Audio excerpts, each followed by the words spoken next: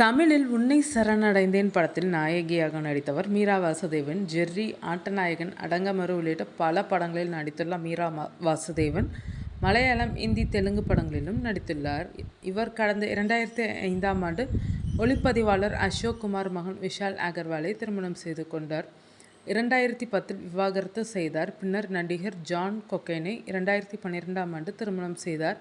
இவர்களுக்கு அரிஹா ஜான் என்ற மகன் உள்ளார். 2016ஆம் ஆண்டு இருவரும் பிரிந்தனர். பின்னர் ஒளிப்பதிவாளர் விபின் என்பவரை 2024இல் திருமணம் செய்தார். பின்னர் அவரையும் பிரிந்தார்.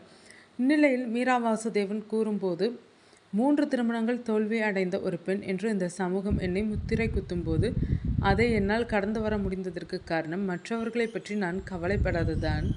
இந்த தெளிவுதான் எனக்குள் ஏற்பட்ட பெரிய மாற்றம். ஒரு துணை நம்மை எப்போது வேண்டுமானாலும் தூக்கி எறியக்கூடிய ஒரு பொருளாக பார்க்கும்போதோ அல்லது குடும்பத்துக்கும் மகனுக்கும் அச்சுறுத்தலாக மாறும்போதோ அந்த பந்தத்தில் தொடர்ந்து நீடிப்பது தற்கொலைக்கு சமமானது. நான் எனது மகனிடம் அடிக்கடி சொல்வதுண்டு, என் வாழ்க்கையில் 17 ஆண்டுகளை 3 முட்டாள்தனமான திருமணங்களுக்காக வீணடித்து விட்டேன் என்று.